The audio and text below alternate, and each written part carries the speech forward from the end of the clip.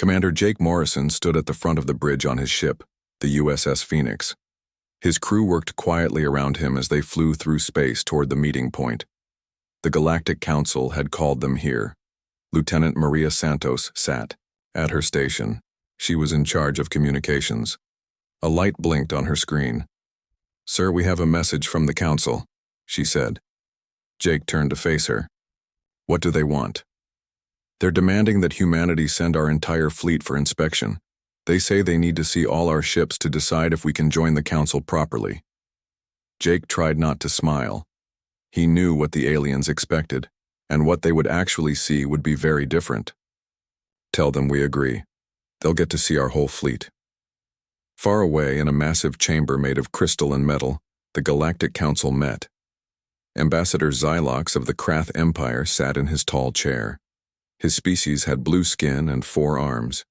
They had been flying through space for thousands of years. "These humans are children," Xylox said to the other council members. "They only learned to fly in space 200 years ago. I doubt they have more than a dozen ships." The other aliens agreed. Ambassador Threll of the Vax Collective nodded her long neck. The Vax were tall beings with green scales. "My scouts report seeing only a few human vessels near their colony worlds. They must be bringing everything they have. It will be amusing to see them try to impress us," said Representative Gornak of the Zith Alliance. His many eyes blinked in different patterns. None of them knew what was coming. Back on the USS Phoenix, Jake walked around the bridge. His crew prepared for the big reveal. Lieutenant Danny Torres worked at the tactical station. Chief Engineer Sarah Coleman checked the ship's systems through her displays. "Fleet status?" Jake asked. Sarah looked up from her work. "All ships report ready, sir. They're holding position in hyperspace waiting for your signal." Jake nodded. He thought about how hard humanity had worked to reach this moment. The aliens thought humans were weak because they were new to space. They didn't know about the shipyards hidden in the asteroid belt, or the automated factories on Mars, or the massive construction projects around Jupiter. The other species built their ships slowly, one at a time, using old methods. Humans did things differently. They used artificial intelligence, robots, and assembly lines. What took aliens years to build, humans could make in months. A message came through from Admiral Lisa Nguyen on the USS Titan, humanity's flagship. Her face appeared on the main screen. She was an older woman with short gray hair and sharp eyes. "Commander Morrison, are you ready for the show?" she asked. "Yes, Admiral. My ship will lead the first group through the jump point." "Good. Remember, we want maximum impact. Let's show these aliens what humans can do." The screen went dark. Jake turned to his navigation officer, Lieutenant Chris Baker. "Set course for the council chamber. Prepare for hyperspace jump." "Course laid in, sir," Chris replied.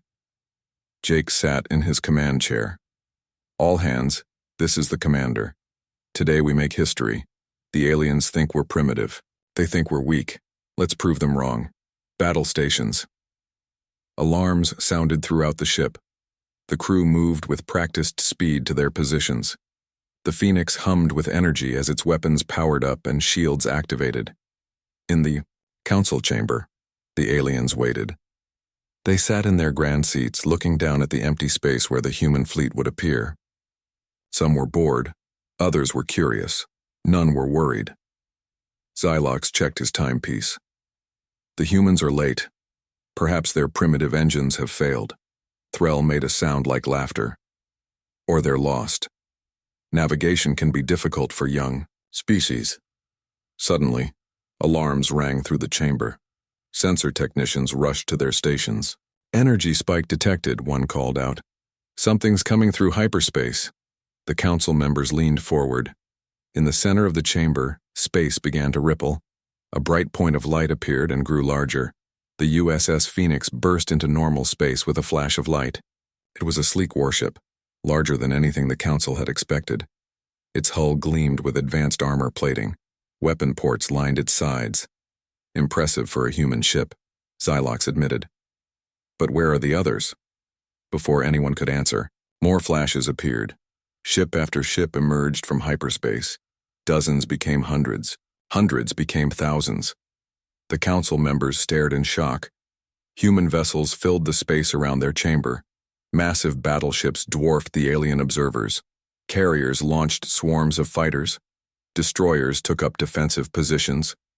Jake stood proudly on his bridge as the Phoenix led the formation.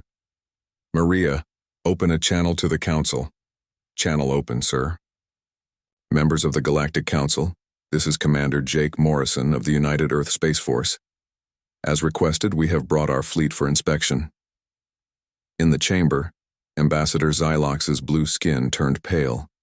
His 4 hands gripped his chair, tightly. "This is impossible," he whispered. But it was just the beginning. Admiral Nguyen's flagship, the USS Titan, appeared next. It was 3 times the size of the Phoenix, a true dreadnought. Its arrival sent shockwaves through the assembled alien representatives. Lisa's voice came through the communication system, calm and professional. "Galactic Council, I am Admiral Lisa Nguyen, Commander of Earth's Combined Fleet. We apologize for the delay. It takes time to coordinate this many ships." Threll's scales changed color rapidly, a sign of extreme stress in her species. "How many ships have you brought?" "Our current count is 5,327 combat vessels," Lisa replied, "plus support craft and logistics, ships. Would you like a more detailed breakdown?" The council chamber erupted in chaos. Representatives shouted in dozens of languages. Some called for security. Others demanded explanations. Jake watched it all from his bridge, satisfaction clear on his face. For too long, the older species had looked down on humanity. They had restricted human access to technology, limited their expansion, and treated them like children. No more. On the Titan, Admiral Nguyen turned to her science officer, Dr. Eric Johnson. "Are the special systems ready?" Eric nodded. "Yes, Admiral. The quantum links are active. We can demonstrate our capabilities whenever you're ready." Lisa smiled. "Let's wait a bit. Let them fully appreciate what they're seeing first." Back in the council chamber, Ambassador Xylox tried to restore order. "This must be a trick. No species can build a fleet this large so quickly." A new voice answered him. Captain Tony Martinez of the stealth destroyer USS Phantom appeared on the main display. His ship had been in the chamber the whole time, invisible to alien sensors. "With respect, Ambassador, you don't know humans very well," Tony said. "We've been preparing for this moment since we first reached the stars. You thought we were building ships like you do, slowly and carefully. But humans have always found faster ways to do things." Jake added his voice to the conversation. "You limited our access to your technology, so we developed our own. You restricted our expansion, so we built better engines. You treated us like inferiors, so we worked harder to prove ourselves." The human fleet continued to pour into the chamber space. Each ship was unique, yet they all showed the hallmarks of human engineering: modular design, heavy armor, and weapons that looked crude but were devastatingly effective. Lieutenant Santos monitored the alien communications. "Sir, they're trying to scan our ships, but our electronic countermeasures are blocking them." "Good," Jake replied. "Let them wonder about our capabilities." In the council chamber, the representatives were beginning to understand the magnitude of their miscalculation. Humanity hadn't just caught up to the established powers, they had potentially surpassed them, and this was only the beginning of their surprise. The council chamber had become a storm of confusion and fear. Thousands of human ships now filled the space around it, each one a testament to humanity's hidden progress. The alien representatives could not stop staring at the impossible sight before them. Ambassador Xylox stood from his tall chair, his forearms waving in agitation. "This is madness. How did you hide such a fleet from us?" On the bridge of the USS Phoenix, Commander Jake Morrison watched the alien reactions with quiet satisfaction. Lieutenant Maria Santos turned from her console. "Sir, the Council is demanding explanations. They're threatening to call their own fleets." Jake smiled. "Let them. They'll find our ships are not just for show." Admiral Lisa Nguyen spoke from the USS Titan. Her voice carried across all channels, calm and controlled. "Members of the Galactic Council, what you see is only part of our capability. We have more ships in reserve. The alien representatives gasped. Ambassador Threll's green scales turned pale. More? This is already larger than most of our individual fleets. Indeed, Lisa continued. But perhaps a demonstration would help. You understand better. All ships execute Formation Echo. Jake gave the order to his crew. You heard the Admiral. Formation Echo, now. Across the human fleet, thousands of ships began to move in perfect coordination. They formed complex patterns that shifted and changed like a living organism. The display showed a level of coordination no alien fleet had ever achieved. Dr. Eric Johnson monitored the demonstration from his science station on the Titan. Admiral, their sensors are going crazy. They can't understand how we're coordinating so many ships at once. Lisa nodded. Show them the quantum network. Eric pressed a series of buttons. Suddenly, beams of energy connected every human ship, creating a web of light that pulsed with data. The quantum communication system allowed instant coordination across vast distances. In the council chamber, Representative Gornak's many eyes widened. This is impossible. Quantum entanglement on this scale requires technology we don't possess. Captain Tony Martinez of the USS Phantom decided to add to their surprise. His stealth destroyer had remained hidden during the initial reveal. Now he deactivated the cloaking systems, appearing directly above the council chamber. The aliens jumped in their seats as the warship materialized from nothing. Tony's face appeared on their screens. We've been here the whole time, watching and learning. Your security systems never detected us. Jake took this moment to explain further. You see, when you denied us advanced technology, we had to innovate. Humans are very good at finding new solutions to old problems. Lieutenant Danny Torres at Tactical reported quietly to Jake. Sir, their defensive systems are powering up. They're getting nervous. Maintain position, Jake ordered, but keep our shields at maximum. Admiral Nguyen addressed the council again. Please don't be alarmed. We're not here to threaten you. We're here to show you that humanity deserves equal status in the galactic community. Xylox slammed one of his hands on his desk. Equal status? You dare demand equality after this display of aggression? This is not aggression, Lisa replied. This is a demonstration of capability. For decades, you've treated us as inferiors. You've restricted our growth and limited our potential. We've simply worked around your restrictions. On the bridge of the carrier, USS Liberty, Commander Ashley Taylor prepared her fighter squadrons. All wings, prepare for launch demonstration. Let's show them what human pilots can do. 50,000 fighters launched simultaneously from carriers across the fleet. They moved like a swarm of metal insects, performing maneuvers that defied the laws of physics as the aliens understood them. The council members watched in stunned silence as the fighters created intricate patterns in space. They flew between the larger ships at speeds that should have been impossible, their formations never breaking. Ambassador Threll found her voice. Your pilots. They fly as if the ships are extensions of their bodies. How is this possible? Jake answered from the Phoenix, neural interface technology. Another innovation you said was impossible for a young species to develop. On the Titan, Lisa turned to her operations officer, Lieutenant Paul Kim. Show them the mining data from the asteroid belt. Paul brought up displays showing massive automated facilities throughout the solar system. Robot workers and AI systems operated factories that produced ships and equipment at incredible rates. This is how we built our fleet, Lisa explained to the council. While you assumed we were struggling with basic spaceflight, we were creating an industrial base unlike anything the galaxy has seen. Xylox's blue skin had turned almost white. But the resources required, the energy expenditure, we found new ways to harness energy, Eric Johnson said from his science station. Humans are good at making things work efficiently when we need to. Colonel Susan Mitchell appeared on screen from her command center near Jupiter. Behind her, massive shipyards floated in space, each one building multiple vessels simultaneously. We can produce a fully equipped battleship in 3 months, Susan reported. A destroyer in 3 weeks. Fighters roll off our assembly lines at a rate of 100 per day. The alien representatives were beyond shock now. They sat in silence, trying to process what they were seeing and hearing. Jake decided it was time for the final revelation. "Admiral, shall we show them the dreadnoughts?" Lisa nodded. "Bring them in." Space rippled again as 10 massive ships emerged from hyperspace. Each dreadnought was the size of a small moon, bristling with weapons and carrying enough firepower to devastate entire star systems.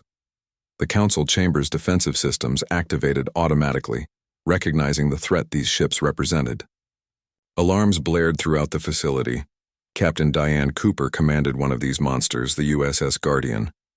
Her voice was steady as she reported, "Dreadnought Squadron in position, Admiral. Awaiting orders." Xylox found himself speaking in a whisper. "These ships, they're beyond anything we've ever built, the power requirements alone." "Zero-point energy generators," Eric explained. "Another technology you claimed was theoretical. We made it practical." Jake watched as the alien representatives finally understood the truth. Humanity hadn't just caught up to the established powers. They had leaped ahead in ways no one had predicted.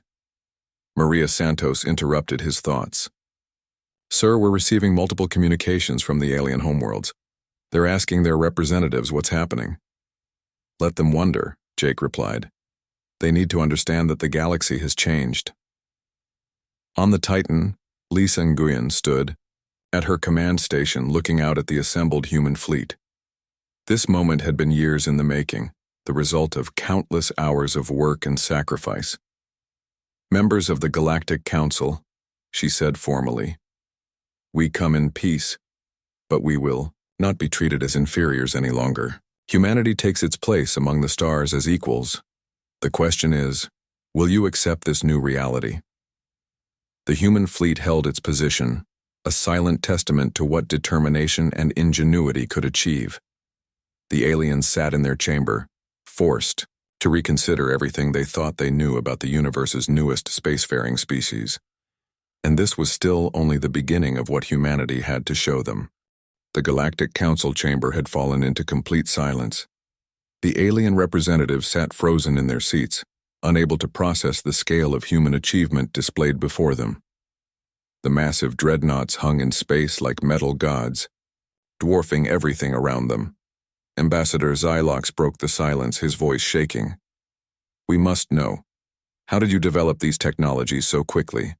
It defies all known patterns of species development." On the USS Phoenix, Jake Morrison exchanged looks with his bridge crew. Lieutenant Maria Santos nodded to him, indicating she had a secure channel ready to Admiral Nguyen. "Admiral, they're asking the right questions now," Jake reported. Lisa Nguyen stood tall on the bridge of the USS Titan. "Then let's give them answers. Dr. Johnson, begin the presentation." Eric Johnson activated the holographic systems. Above the council chamber, a massive display appeared, showing Earth's history in space. 200 years ago, we took our first steps into space," Eric began. "You watched us struggle with basic rocket technology. You laughed at our failures, but you didn't see what those failures taught us." The display showed early human space missions, each disaster followed by rapid improvements. The aliens watched as humans learned from every mistake, adapting and advancing at incredible speed. "When you denied us access to your technology databases, you thought you were keeping us safe," Eric continued. "Instead, you forced us to think differently, to find new paths." Captain Tony Martinez added from the USS Phantom, "We studied your ships when you visited Earth. We took scans, made observations, and reverse-engineered what we could. Then we improved on it." The hologram shifted to show human scientists working in secret laboratories. AI systems processed vast amounts of data. Quantum computers solved problems in seconds that would take normal computers years. Ambassador Threll leaned forward, her green scales shifting colors. "But the energy requirements alone should have been detectable. We monitor all major power signatures in this sector." Colonel Susan Mitchell appeared on screen from the Jupiter shipyards. "That's why we built our facilities in the magnetic shadow of gas giants. Your sensors couldn't penetrate the interference." The display changed again, showing massive construction projects hidden throughout the solar system. Entire moons had been hollowed out to house factories. Asteroid belts had been turned into mining operations. Jake watched the aliens' expressions change from disbelief to understanding to fear. "We didn't just copy your technology," he explained. "We reimagined it. Where you use brute force, we use efficiency. Where you build big, we build smart." Lieutenant Danny Torres highlighted several human ships on the tactical display. "Our vessels use modular designs. We can reconfigure them for any mission in hours. Your ships take months to refit." On the USS Liberty, Commander Ashley Taylor demonstrated this capability. Her carrier transformed before the Council's eyes, sections sliding and rotating to change from a fighter platform to a heavy assault configuration. "Impossible," whispered Representative Gornak. "The structural integrity alone." "Programmable matter," Eric replied simply. "Another technology you deemed too dangerous to share. We developed it ourselves." Admiral Nguyen decided to reveal more. "Show them the Arkansas project." The hologram displayed a remote region of space where hundreds of automated probes worked. In perfect synchronization, they were building something massive, a structure that dwarfed even the dreadnoughts. "A Dyson sphere," Xylox gasped. "You're building a Dyson sphere?" "Just a small one for practice," Lisa said casually. "We needed to test our construction capabilities at scale." The aliens were beyond shock now. They watched as the human presentation continued, each revelation more impossible than the last.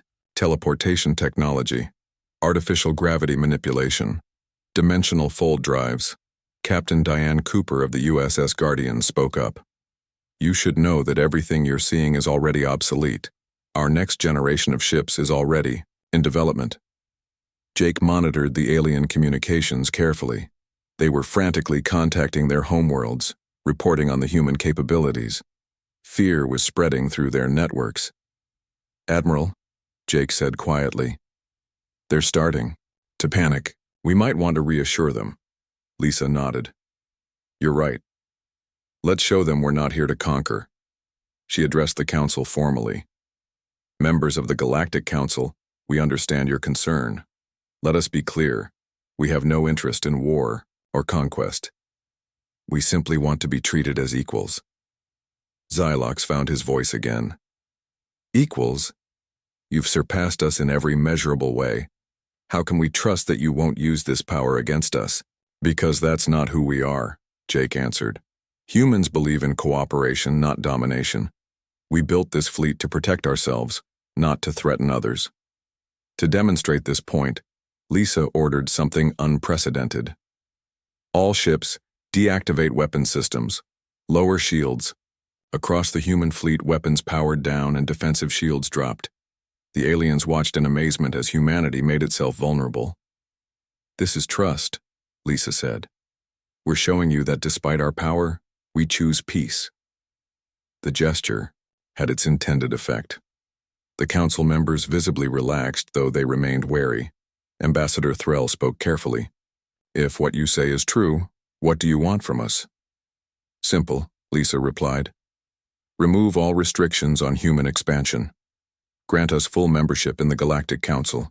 Share technology freely, as equals do. And promise to help defend against common threats," Jake added. "The galaxy is dangerous. We're stronger together than apart." The Council members looked at each other. They had no choice, really. Humanity had demonstrated capabilities beyond anything they possessed. Fighting them would be suicide. Dr. Eric Johnson displayed one final piece of information. "We should mention that we've already seeded defense platforms throughout human space. Any attack on Earth or our colonies will trigger an automated response." The hologram showed thousands of hidden defense stations, each capable of devastating entire fleets. The message was clear: humanity was prepared for any possibility. Xylox slumped in his chair, defeated. "It seems we have no choice but to accept your terms." "You always have a choice," Lisa corrected him. "We're offering partnership, not demanding submission. The question is whether you're wise enough to accept it." As the Council began to discuss their response, Jake allowed himself a moment of pride. Humanity had come so far so fast. They had taken their place among the stars not through war, but through ingenuity and determination. Lieutenant Maria Santos interrupted his thoughts. Sir, we're detecting movement from several alien fleets. They're taking defensive positions around their core worlds.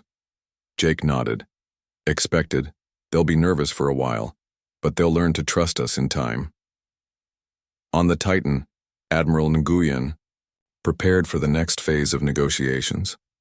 The hard part was over. Now came the delicate work of building relationships with species who had just learned they were no longer the dominant powers in the galaxy.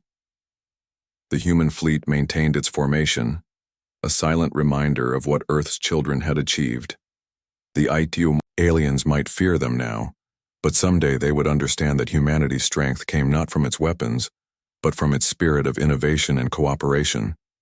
The galaxy would never be the same again. The next day, the council chamber was much more crowded. Representatives from all major galactic powers had arrived through emergency hyperspace jumps. News of the human fleet had spread quickly, causing panic across civilized space. Commander, Jake Morrison watched from the USS Phoenix as alien ships gathered at a safe distance. They were combat vessels, but they stayed far away from the human fleet. They're scared, Lieutenant Maria Santos said quietly. I'm reading emergency broadcasts on all channels. Jake nodded. Fear is natural. They just learned they're not the strongest anymore. Admiral Lisa Nguyen had moved the talks to a larger conference room. The USS Titan maintained position directly above the council station. Inside the conference room, Lisa sat calmly as alien representatives argued among themselves. Ambassador Xylox tried to keep order. Please, we must approach this logically. The humans have made their position clear. Another alien, the tall insect-like representative of the core hive, clicked its mandibles angrily. We should combine our fleets and destroy them now before they grow stronger. You saw their fleet, Threll replied, her green scales dark with stress. Even our combined forces couldn't match them. Lisa remained quiet, letting them work through their fear. Dr. Eric Johnson sat beside her, analyzing data on his tablet. They're scanning our ships constantly, he whispered, trying to understand our technology. Let them look, Lisa said. They won't understand what they're seeing. On the USS Liberty, Commander Ashley Taylor monitored the alien military vessels. Her fighter pilots stayed ready, though their weapons remained powered down.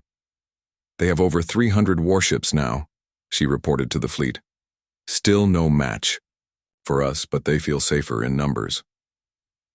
Captain Tony Martinez kept the USS Phantom cloaked, secretly visiting each alien vessel to place monitoring devices. The aliens had no idea they were being watched so closely.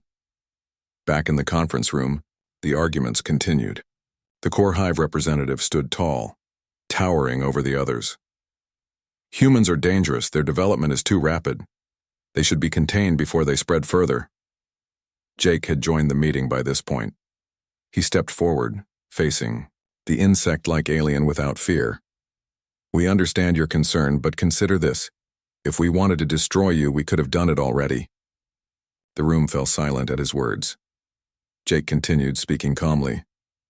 We could have conquered your worlds while you didn't see us as a threat. We could have turned your own technology against you. We didn't. That should tell you something about who we are. Colonel Susan Mitchell added, Humans value freedom, both our own and yours. We want to trade, to share knowledge, to grow together. The core representative clicked loudly. Pretty words, but your actions speak differently.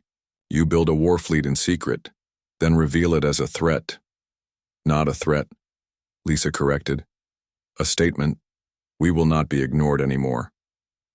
Outside the station, the alien fleets continued to grow. More ships arrived every hour, taking positions around the human fleet. They were trying to look strong, though everyone knew it was an empty gesture. On the Guardian, Captain Diane Cooper watched the alien reinforcements with amusement. They're still bringing in ships, like adding pebbles against a mountain. Lieutenant Paul Kim nodded. Their sensors are working overtime. They're trying to find weaknesses in our formation. Let them look, Diane replied. They won't find any. In the conference room, a new voice joined the debate.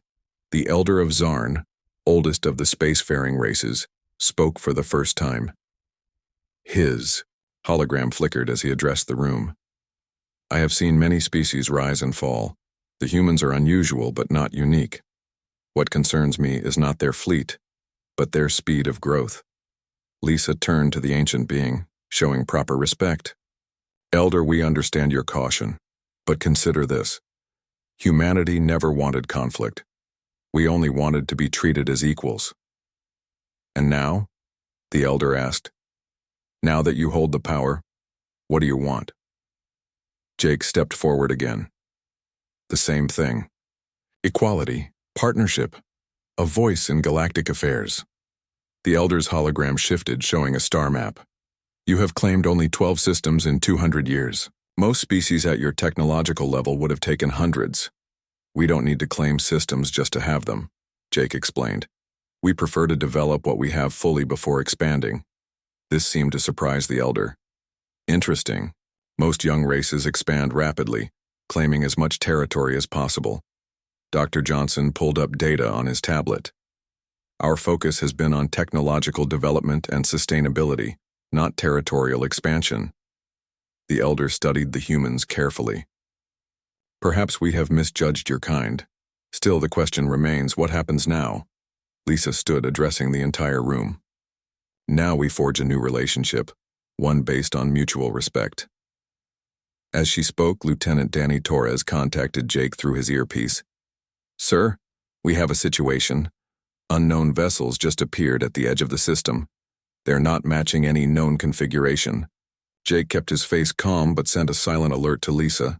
She received the message and smoothly continued her speech. The galaxy faces many challenges. Together we can meet them, she said.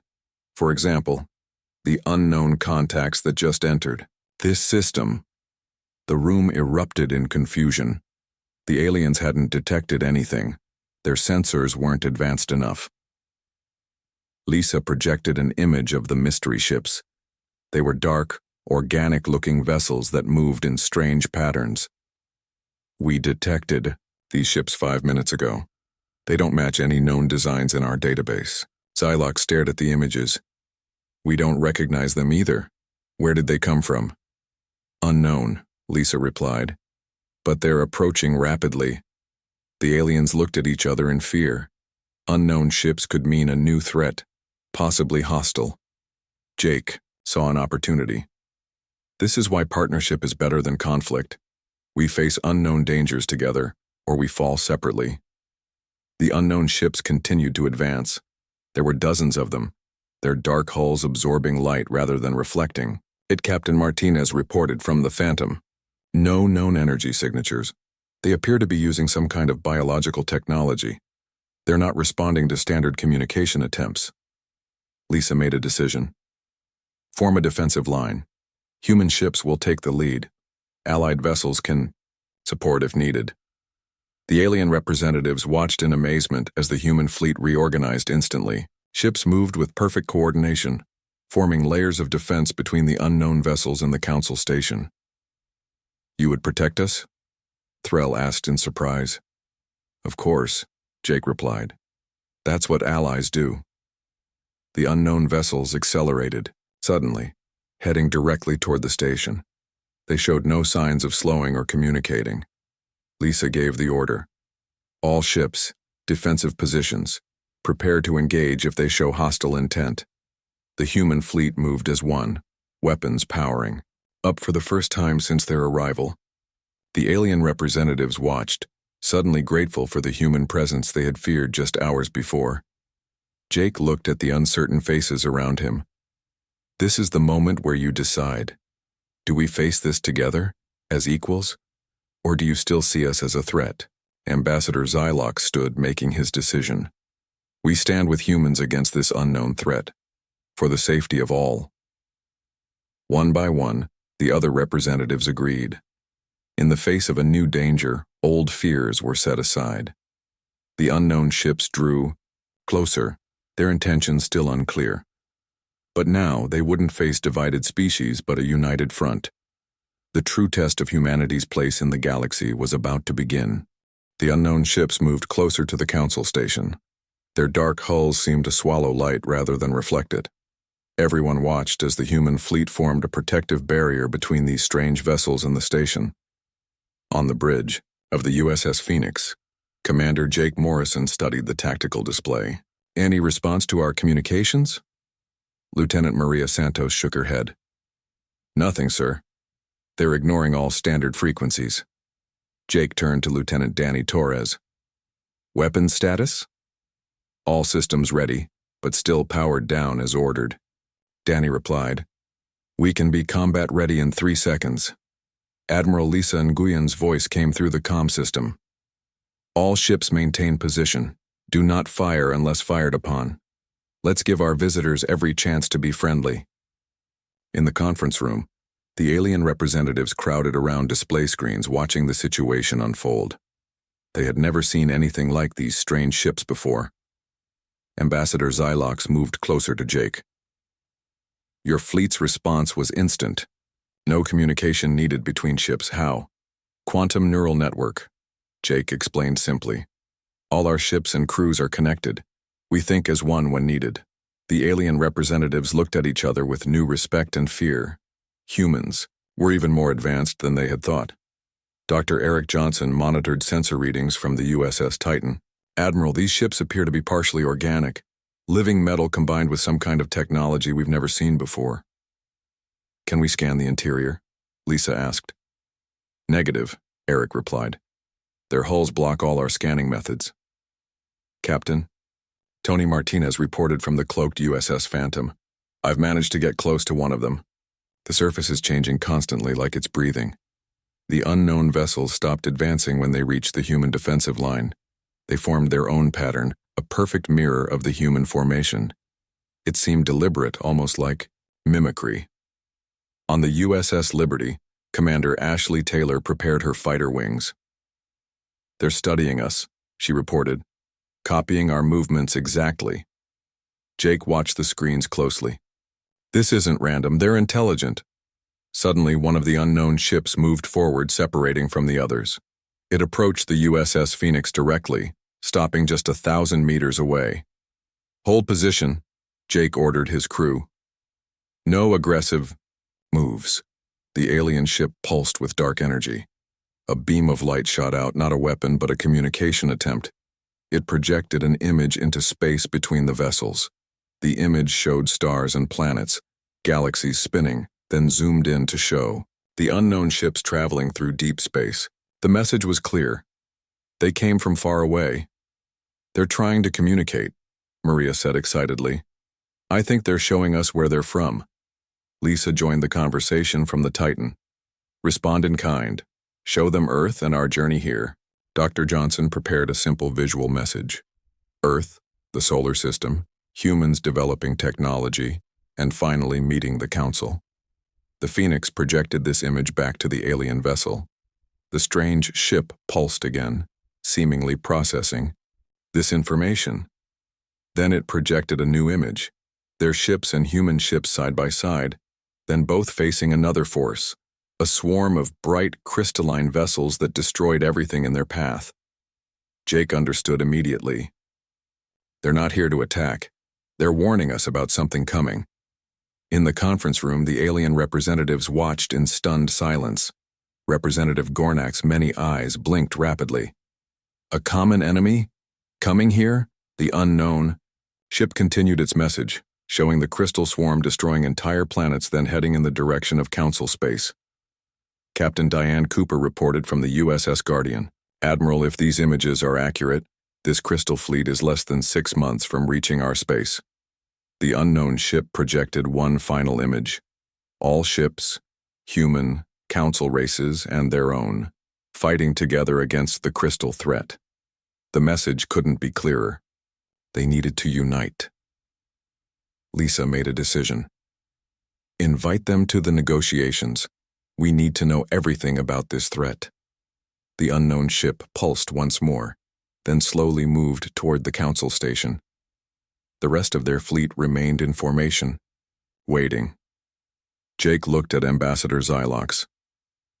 It seems the galaxy is more dangerous than we thought. Are you ready to work together now? Xylox's four arms moved in a gesture of acceptance. We have no choice. This new threat concerns us all. In the largest chamber of the council station, representatives of every known species gathered. Humans sat beside the council races they had just shocked with their fleet. And now, a new species joined them, the organic ship beings who called themselves the Watchers. The Watchers could not leave their ships as they were part of them. They communicated through projected images and simple thought patterns that Dr. Johnson learned to interpret. They've been running for decades, Eric explained to the gathered representatives. The Crystal Hive destroyed their homeworld and many others. They've been trying to warn other civilizations, but often arrived too late. The Watchers showed images of the Crystal Hive in action, living crystal ships that consumed all resources in their path, growing larger with each planet they destroyed. They had no interest in communication or cooperation, only consumption and growth. This is why they were so interested in our fleet, Jake said. They've never seen anyone who might be able to fight back effectively. Admiral Nguyen addressed the gathered species. This threat is real, and it's coming. We need to prepare. Elder of Zarn spoke thoughtfully. In all my years, I have never seen the galaxy faced with such danger. We must set aside our differences. Xylox, who had feared humans just days ago, now turned to Jake. Your fleet is the most advanced. Will you lead our defense? Jake looked at Lisa, who nodded. We will help coordinate, but this must be a true alliance. Every species contributing what they can. Colonel Susan Mitchell displayed plans from her tablet. We can adapt our shipyards to produce vessels for all allied species. With our production methods, we can build a combined fleet within months. Captain Martinez of the Phantom added, and we can share some of our technology, defensive systems, weapons, communication methods, enough to give everyone a fighting chance. The Watchers projected images of approval. Their ships pulsed with energy that Dr. Johnson interpreted as excitement. They're saying they have technology to contribute too, Eric explained. Biomechanical systems that can heal damaged ships during battle. For the first time, the council chamber was filled with hope instead of fear. Species that had distrusted each other for centuries now talked eagerly about cooperation. Commander Ashley Taylor smiled as she watched. It's amazing how quickly things change when you face a common enemy. Jake nodded. Sometimes that's what it takes to bring people together. Over the next days, plans formed rapidly. The human fleet would form the center of the defense force. Council races would contribute their specialized knowledge and unique technologies. The Watchers would serve as scouts and provide their biological repair systems. Production began immediately. Human shipyards worked at full capacity, while council races adapted their own facilities using human methods. The Watchers taught their biological technology to selected engineers from all species. 1 month later, Jake stood on the observation deck of the Phoenix, watching the combined Allied fleet during exercises. Ships of all designs moved in coordination, learning to work together. Lisa joined him, looking out at the massive fleet they had created together. Not what we expected when we came here to show off our fleet, is it? Jake shook his head. No, but maybe it's better. We wanted to be treated as equals, now we're all allies. Beyond the training fleet, the Watcher ships glided smoothly through space. In the distance, council ships practiced maneuvers alongside human vessels. Former enemies were now comrades preparing for a greater threat. Do you think we'll win? Lisa asked quietly. Jake watched as a human destroyer practiced combat moves alongside a Krath battlecruiser. Just weeks ago, they would have been enemies. Now they moved in perfect harmony. Yes, he said confidently, because now we're not just a human fleet. We're a galactic fleet. As if to emphasize his words, all ships in the Allied fleet activated their lights simultaneously, creating a dazzling display visible across the entire system. It was a message to the coming enemy and to themselves. The galaxy would stand united, and they would fight together,